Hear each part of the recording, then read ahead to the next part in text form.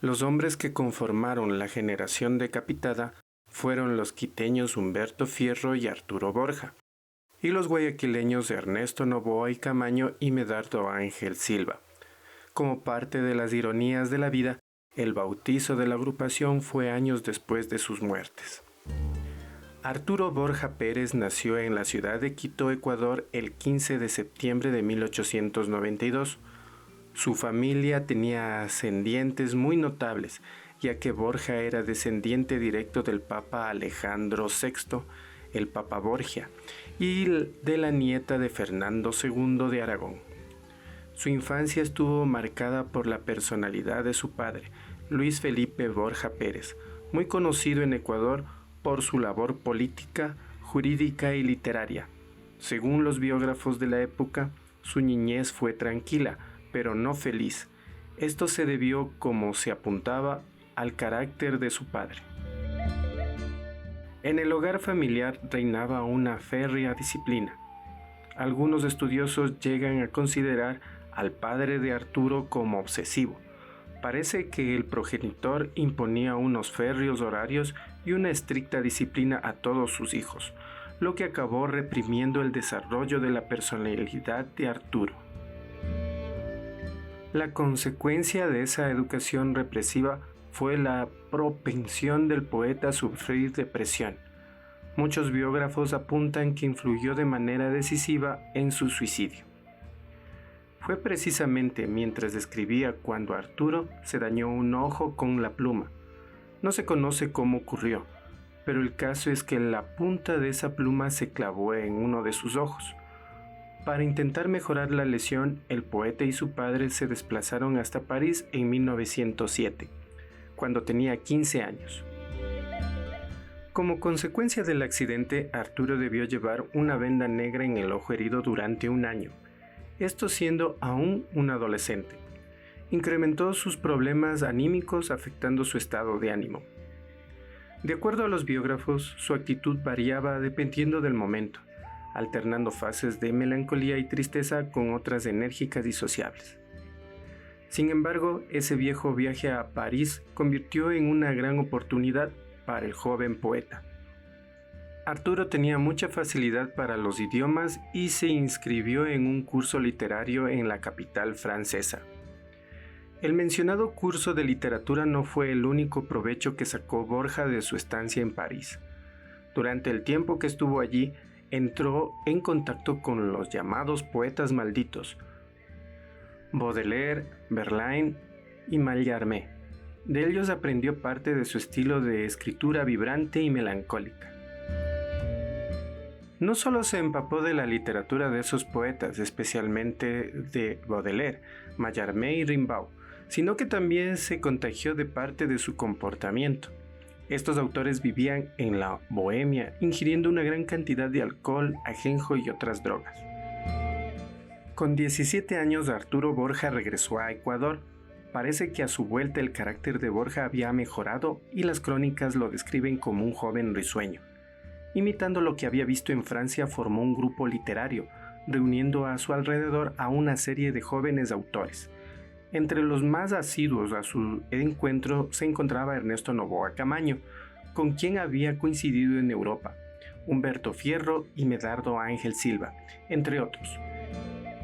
Estos autores no solo sentían atracción por los poetas franceses, sino también por Rubén Darío y Juan Ramón Jiménez.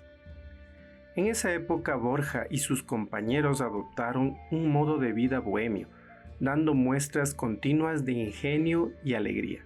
Su poema Madre Locura fue escrito durante ese periodo. En cuanto a su vida personal, Arturo Borja comenzó un noviazgo con Carmen Rosa Sánchez, descrita por sus contemporáneos como una bella guayaquileña. Según parece, ambos se citaban con frecuencia en el cementerio, algo que da indicaciones sobre su carácter. Un hecho luctuoso provocó un cambio en la vida que llevaba Arturo Borja.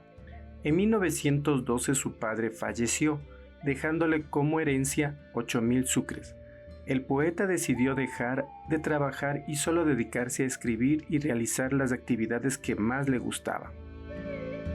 Al recibir la herencia, Borja también comenzó a manifestar su intención de suicidarse cuando se le acabara el dinero de su padre. En ese momento, sus amigos no tomaron demasiado en serio esas palabras, pensando que solo era una broma macabra.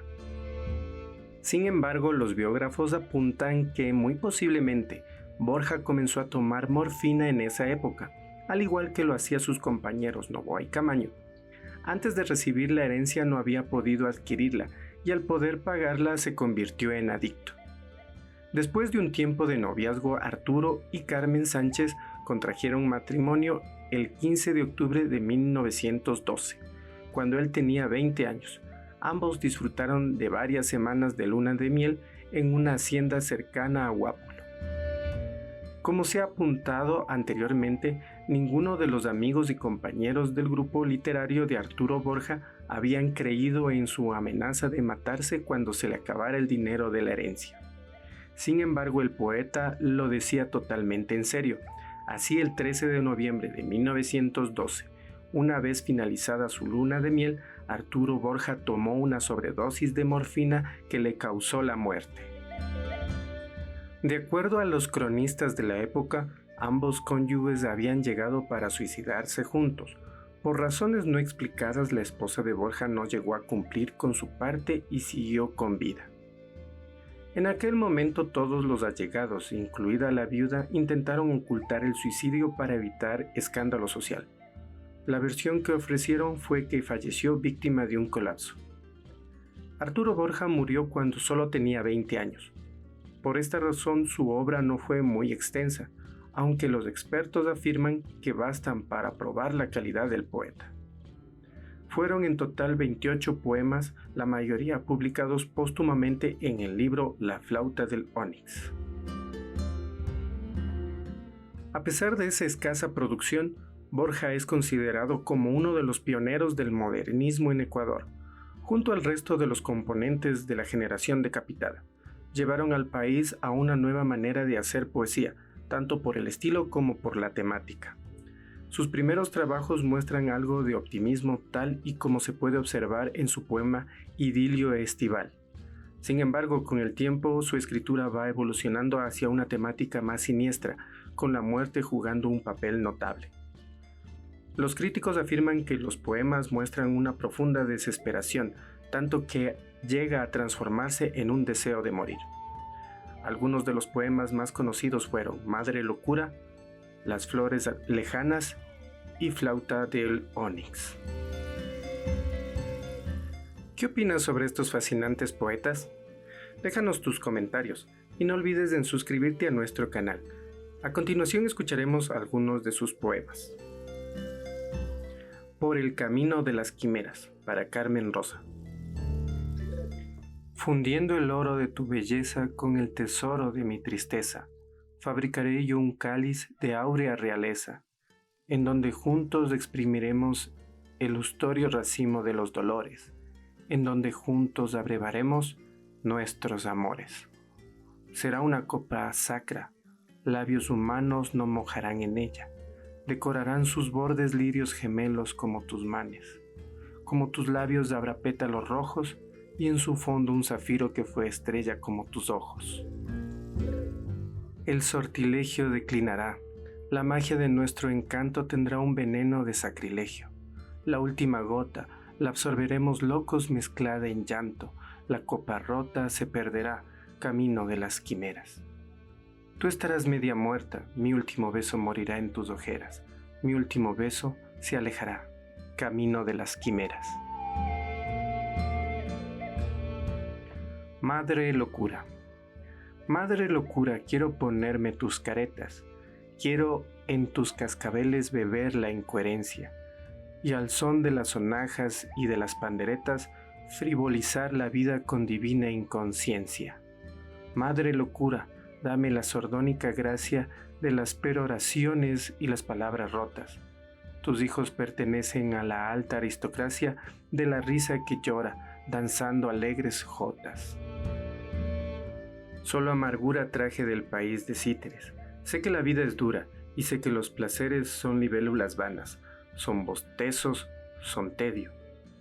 Y por esto, locura, yo anhelo tu remedio, que disipa tristezas, borra melancolías y puebla los espíritus de olvido y alegrías. En el blanco cementerio, para Carmen Rosa. En el blanco cementerio fue la cita, tú viniste toda dulzura y misterio, delicadamente triste. Tu voz fina y temblorosa se deshojó en el ambiente como si fuera una rosa que se muere lentamente. Íbamos por la avenida llena de cruces y flores como sombras de ultravida que renuevan sus amores. Tus labios revoloteaban como una mariposa y sus llamas inquietaban mi delectación morosa. Yo estaba loco, tú loca, y sangraron la pasión mi corazón y tu boca, roja como un corazón. La tarde iba ya cayendo. Tuviste miedo y llorando yo te dije, estoy muriendo porque tú me estás matando. En el blanco cementerio fue la cita. Tú te fuiste dejándome en el misterio como nadie, solo y triste. Para mí tu recuerdo. Para mí tu recuerdo es hoy como una sombra del fantasma que dimos el nombre de adorada. Yo fui bueno contigo, tu desdén no me asombra, pues no me debes nada ni te reprocho nada. Yo fui bueno contigo como una flor, un día del jardín en que solo soñaba me arrancaste. Te di todo el perfume de mi melancolía y como quien no hiciera ningún mal, me dejaste. No te reprocho nada, o a lo más mi tristeza, esta tristeza enorme que me quita la vida, que me asemeja a un pobre moribundo que reza a la Virgen pidiendo que le cure la herida. El siguiente poeta se llama Humberto Fierro. Nació en 1890 en Quito.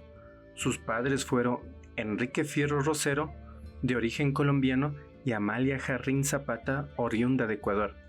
Fue el tercero de una numerosa familia de 10 hijos. La familia Fierro Jarrín tenía una acomodada posición en la aristocracia ecuatoriana, debido a que el padre era un hacendado de Miraflores y se dedicaba a la ganadería y a la compra de tierras. Ya establecidos en Quito, los hermanos de Humberto gozaron de una cómoda posición en la que podían darse el lujo de pasar temporadas en Europa, mientras que el joven prefería resguardarse en las propiedades campestres de Miraflores, en vez de hacer vida en la capital, pues allí podría dedicarse en silencio a su verdadera afición, la lectura. Bien fuera en su casa del campo o en la capital, Fierro podía pasar hasta 6 meses completamente ensimismado en la lectura y en la escritura, olvidándose hasta de su propia apariencia. Allí componía versos y prosas que luego destruía. A muy temprana edad conoció a quien sería el amor de su vida. A ella se rindió completamente, incluso contrariando la voluntad de su madre. Fue así como se casó con Soledad Paz en 1913. El matrimonio le costó su fortuna y poco después perdieron también el sustento de la familia de su esposa, por lo que la joven pareja quedó en una precaria situación económica. En 1914 nació su primer hijo, quien falleció el mismo día de su nacimiento. En 1917 nació Aida, la hija de la pareja. Los ingresos del poeta eran bastante escasos y se dedicaba a ser escribiente de una oficina ministerial.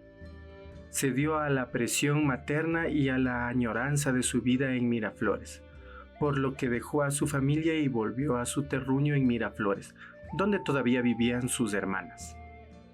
De esta forma cultivó su gusto por la música y la pintura, e incluso se conocen de él algunas ilustraciones.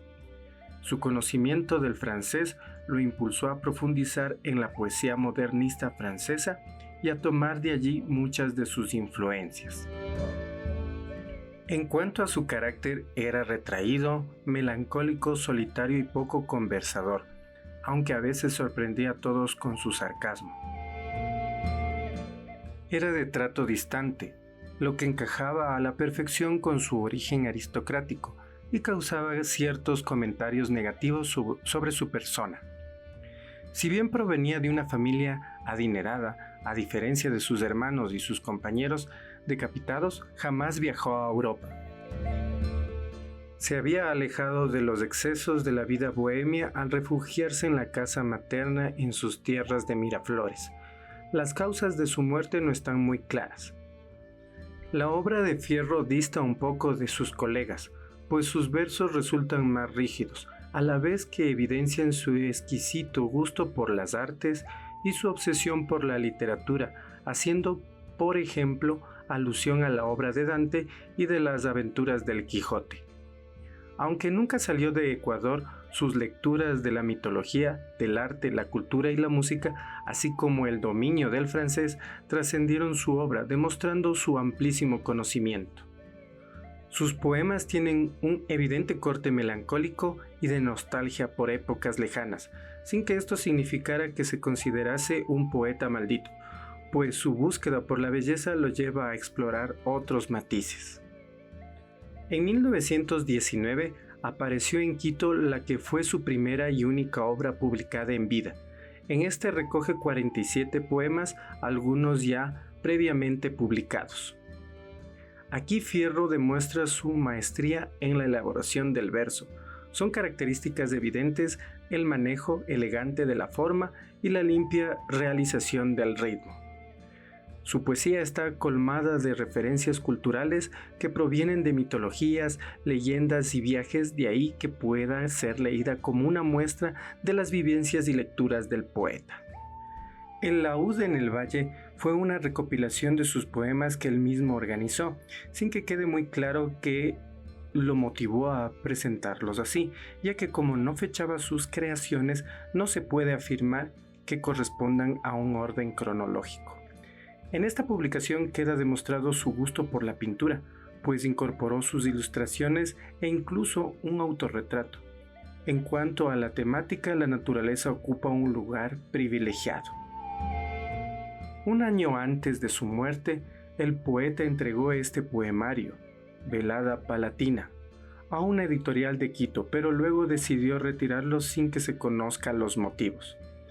Este manuscrito se extravió por unas 2 décadas hasta que fue publicado en Antología de la Moderna Poesía Ecuatoriana de Humberto Salvador. Velada Palatina está compuesta por 31 poemas que responden a temas y métricas diversas. El estudio de esta obra permite evidenciar su evolución, así como entrever sus emociones en sus últimos días. A continuación escucharemos algunos de sus poemas. La tarde muerta. Se moría la tarde rosa de una primavera lejana, desmayándose temblorosa en los vidrios de mi ventana. Por mi alcoba cerrada al huerto y a la carretera tan larga, pasaba el minuto desierto con una lentitud amarga. Ya del sol no quedaba ni una mancha de oro en el infinito. Yo no he visto cosa ninguna más triste que ese azul marchito. Tanto tiempo, dije hace tanto, que declinó esta tarde mustia con un helado desencanto y aromada de vieja angustia. Delante de los callejones bordados de ramas gentiles, al rimar mis desolaciones bajo mis canas infantiles. Oh, la sentimental pobreza de los que ni una flor cortamos, porque fue hostil la maleza para la prisa que llevamos. De los romeros taciturnos que fuimos desdeñado, llenos de los cielos nocturnos que mientes astros en el lodo. Caminos tiene el alma, fuimos quizás en busca de un remedio, siempre asolados nos rendimos ante las llanuras del tedio. Y después de soñar ilusos que el término no estaba lejos, nos despertamos muy confusos porque nos encontramos viejos. Ah, ¿quién mirada la dulzura del crepúsculo adolescente o abriera a la mañana pura los ojos de un convaleciente? Y la negra ramazón viva de los árboles centenarios se inclinó, como pensativa en mis recuerdos solitarios, con un son de manantial de agua que sigue goteando la pena de la ilusión que arde en la fragua de una tarde lenta y serena. La tristeza del Ángelus. En la puerta de piedra que el musgo lento cubre, he descansado viendo que se deshoja el día. En las puertas de piedra de donde a fin de octubre veamos ponientes de equívoca alegría. He aguardado el Ángelus que su sonrisa abría para Nuestra Señora la eterna poesía. Y he sentido el perfume silvestre como antes en el paisaje humilde que Molet firmaría. Y mi corazón y mi alma delirantes se dan sin condiciones a la melancolía que invita a esta hora a oír largamente el agua y el risueño que llora. Espero que hayan disfrutado de este video. Si tienen algo que agregar, no duden en compartirlo con nosotros en la sección comentarios. No olviden darle me gusta al video y compartirlo con sus familiares y amigos para que también puedan conocer más sobre estos artistas talentosos. Si son nuevos en nuestro canal, no olviden en suscribirse y seguirnos en todas nuestras redes sociales. Los enlaces lo encontrarán en la descripción. Gracias, hasta pronto.